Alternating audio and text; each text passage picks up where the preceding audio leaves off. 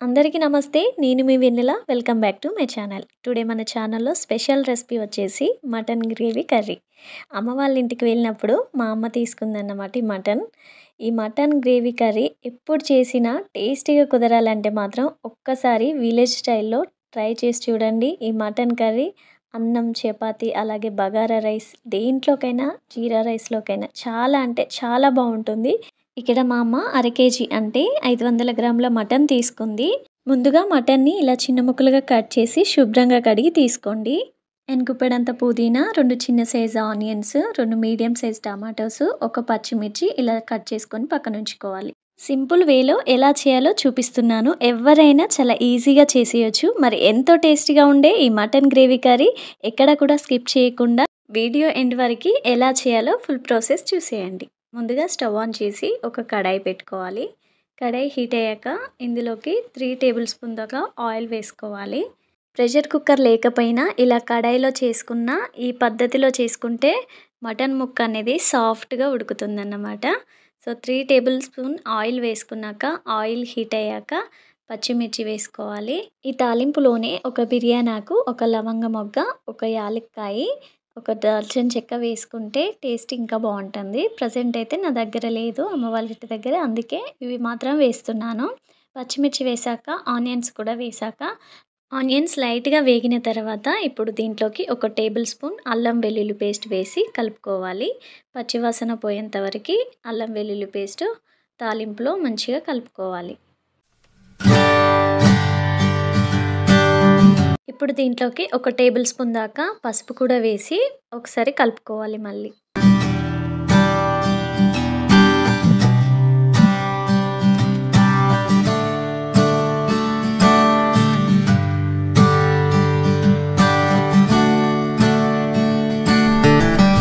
ఇప్పుడు అల్లం వెల్లుల్లి పేస్ట్, పసుపు మంచిగా తాలింపులో వేగిన తర్వాత ఇప్పుడు మటన్ కూడా వేసి ఒకసారి కలుపుకోవాలి.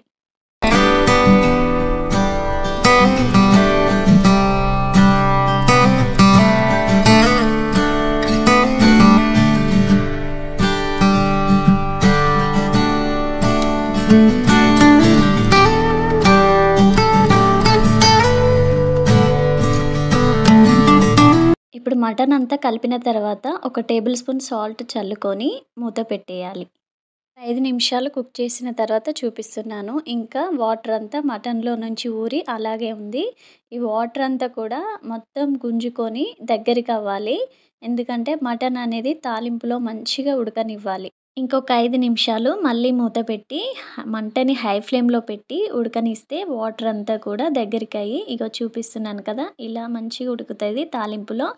ఇప్పుడు దీంట్లోకి వాటర్ యాడ్ చేసుకోవాలి. ఎందుకంటే మనకు ప్రెషర్ కుక్కర్ లేదు కాబట్టి ఇలా నార్మల్గా కడాయిలో వండిన కూడా ఇలా దగ్గరికి అయినాక తాలింపులో మళ్ళీ వాటర్ యాడ్ చేసుకొని మళ్ళీ ఇంకొక 5 నిమిషాల పాటు 10 నిమిషాల పాటు ఉడికిస్తే మటన్లో ఉన్న వాటర్ అంతా దగ్గరికి అయ్యి మటన్ ముక్కలు అనేది ఇలా మంచిగా మెత్తగా ఉడుకుతాయి అన్నమాట.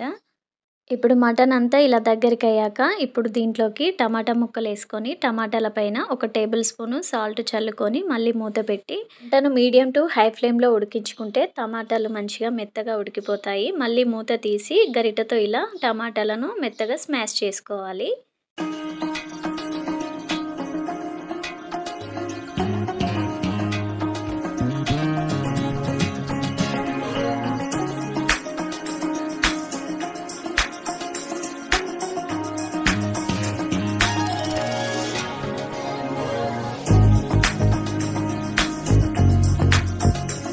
ఇప్పుడు టమాటాలంతా మెత్తగా ఉడికిన తర్వాత ఇందులోకి మీ రుచికి తగ్గట్టు కారం వేసుకోండి. నేనైతే 2 గంటలు వేస్తున్నాను.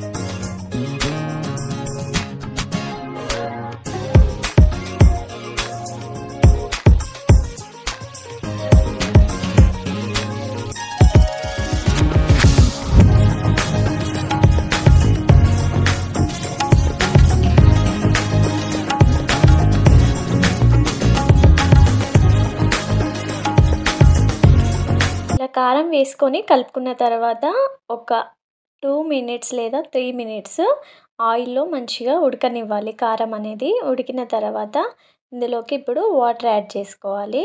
అంటే మీరు తినే సూప్‌కి తగ్గట్టుగా మీకు గ్రేవీ ఎంతుండాలో అంత వాటర్ యాడ్ చేసుకోవాలి. వాటర్ ఏసాక ఒకసారి కలపాలి.